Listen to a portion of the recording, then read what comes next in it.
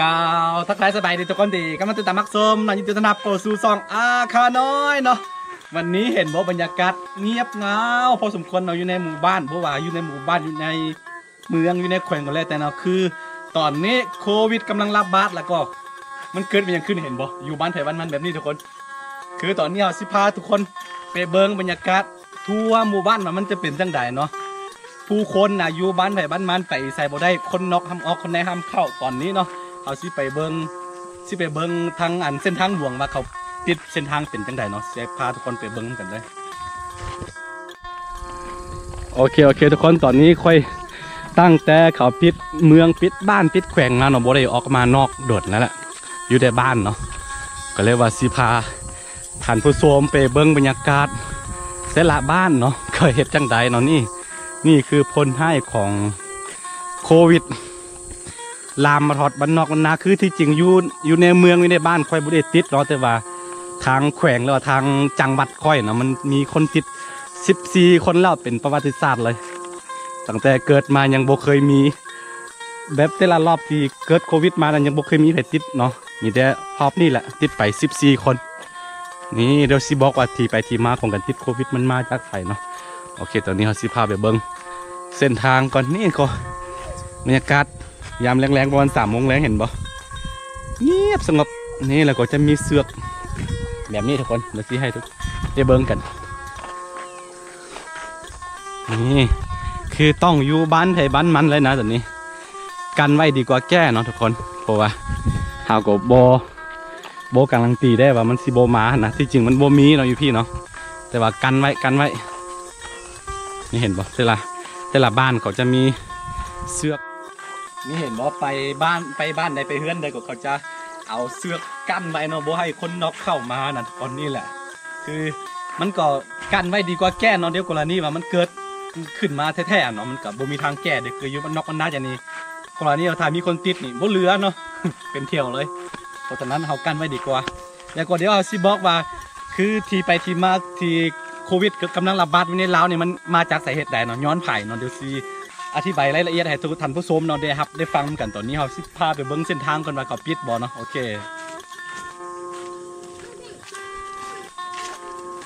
ฮอนเนาะฮอนตอนนี้หาก่อนนอนตื่นไว้พี่น้องก็เลยว่าสิพาท่านผู้ชมมาเบิ้งบรรยากาศเนาะอยู่บ้านนอกกันนี่ก็ย่านคือกันเด้อ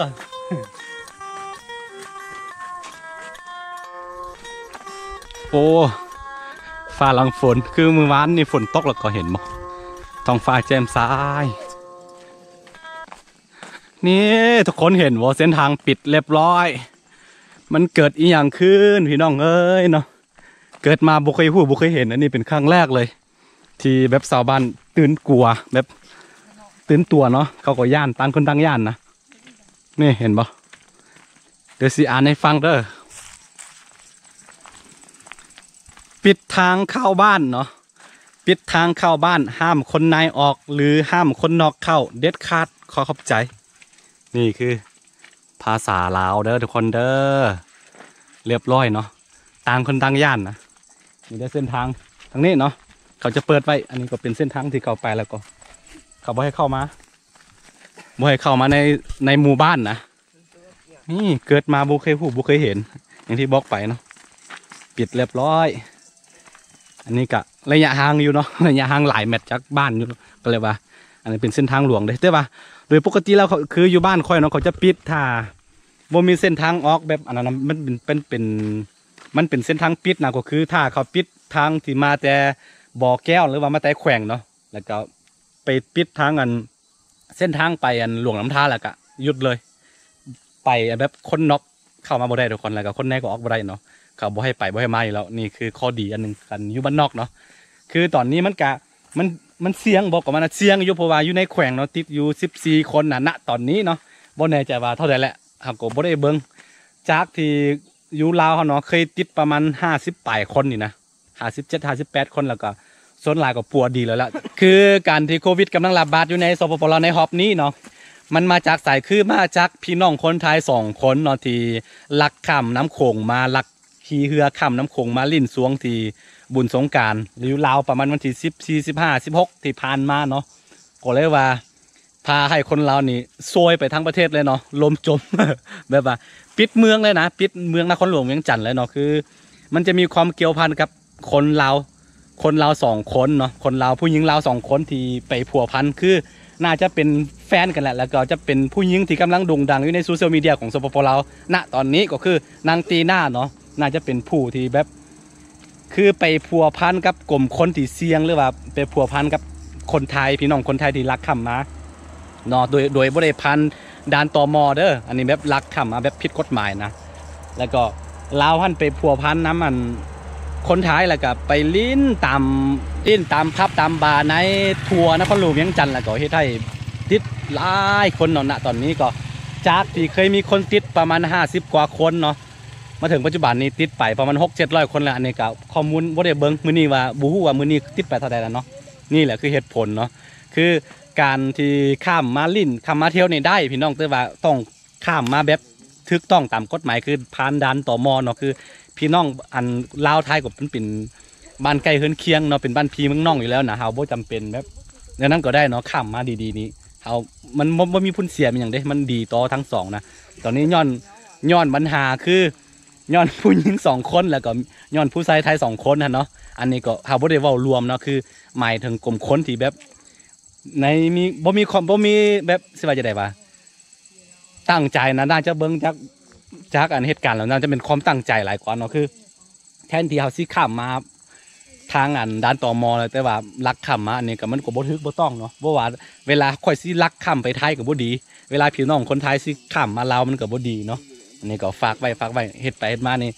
ปิดนครหลวงเวียงจันทน์เนาะแล้วก็ลามไปทั่วประเทศเนาะตอนนี้ก็ติดไปหลายแขวงน่าจะเหลือเพียงได้2 แขวงเนาะที่บ่ติดในสปปลาวณตอนนี้เนาะแขวงใดก็เสี่ยงหมดเพราะว่ามีเด็กน้อยมีวัยรุ่นมันยังไปลิ้นสงกรานต์หรือว่าหลังจากที่พักสงกรานต์แล้วเขาก็จะกลับมาเด้คนที่อาศัยอยู่ในนครหลวงเนาะเขาก็จะกลับมาตั้งแขวงแบบนี้มันก็ติดไปหมดเลยทุกคนอันนี้คือเสียงเนาะเสียงนี่แต่ว่าบ้านค่อยก็โชคดีไปยังโบแน่คือกันเนาะอันนี้ก็รอเบิ่งสถานการณ์ไปถ้าก่อนนี้ว่ามีคนติดนี่บ่เรือเนาะมันก็จะแปดไปเพราะว่าโดยพื้นฐานของคนบ้านนอกบ้านนาเนี่ยเขามักแบบอยู่อาศัยอยู่ห่วมกันอยู่แล้วนะค่อยไปเฮือนเจ้าไปเฮือนค่อยมันก็สิติดหมดเลยทุกคนเพราะฉะนั้นเราก็ระวังไว้ทุกคนโอเคทุกคนตอนนี้เราสิขึ้นไปทั้งหัวบ้านแล้วก็สิถ่ายบรรยากาศให้ทุกคนได้เบิ่งกันเนาะต้องบอกเลยว่าเงียบสงบเนาะตั้งแต่ค่อยมาอยู่พี่บ่เคยได้ยินบ่เคยแบบเงียบแบบนี้มาก่อนเนาะต่างคนต่างอยู่บ้านไปบ้านมันเด้อันนี้ก็จะเป็นประตูหมู่บ้านเด้อทุกคนเด้อถ้าอยากรู้ว่าชนเผ่าอาคาบอเนาะสังเกตได้ง่ายๆก็คือถ้าเป็นชนเผ่าอาคาเนาะเวลาทางเข้าหมู่บ้านมันจะมีตัวนี้แหละเขาเรียกว่าประตูหมู่บ้านเนาะหรือว่าภาษาอาคาลอกขังเด้อทุกคนเด้อนี่มันจะมีสองทางเนาะจะมีทั้งลมแล้วก็ทั้งเทิงนะสำหรับชนเผ่าอาคาแล้วก็มีหลายเผ่าที่มันมีคล้ายๆกันเนาะคือชนเผ่าลาหูบ่ชนเผ่าอื่นๆก็มีคือกันแต่ว่ามันจะแตกต่างไปเนาะทุกพังของมัน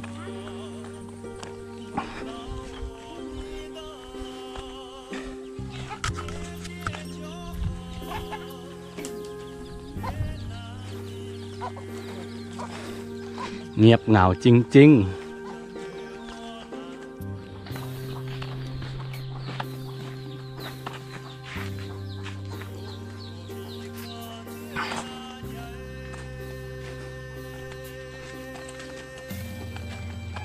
นี่แหละทุกคนพาทุกคนเบิ่งบรรยากาศบ้านๆช่วงที่โควิดกำลังระบาดเนาะบ่ว่าในบ้านเฮาเนาะอยู่ใส่ก็คือกันหมดแหละแต่ว่าอันนี้ก็เป็นเรื่องที่วิตกกังวลเนาะเพราะว่าเฮาบ่เคยเห็นบ่เคยพบมาก่อนนะได้ยินแต่สื่อว่าโควิดเดี๋ยวยังบ่มีแบบบ่เคยมาฮอดเนาะอันนี้เป็นครั้งแรกเลยที่มาฮอดแขวงบ่อแก้วเด้อทุกคนเด้อแต่บ้านเฮายังบ่ฮอดเนาะย่ำเนาะยังบ่ฮอดเถื่อหวังว่ามันสิบ่มาฮอด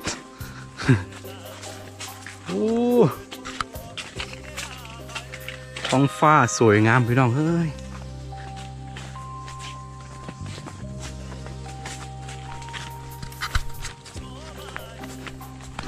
นี่แหละประมาณนี้ทุกคน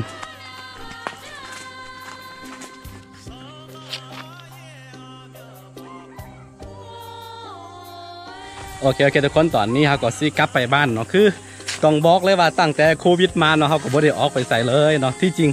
เขาชาวบ้านก็จะออกไปได้ก็คือไปไฮไปสวนไปอย่างประมาณนี้ใช่ป่ะที่เข้าไปบ้านอื่นไปบ้านไปหมู่บ้านอื่นบ่ได้เนาะเพราะว่าเขาปิดทางหมดแล้วเนาะไม่ได้ไปหาอยู่หากินแต่ว่าเขามันลึ่งแล้วไปบ่ได้มันเนาะเห็นผู้ใดก็อยู่ในเฮือนแหละก็เขาก็บ่กล้าไปเนาะก็เลยอยู่ในเฮือนอยู่แต่ว่าว่างๆก็สิเข้าไปปลาเนาะ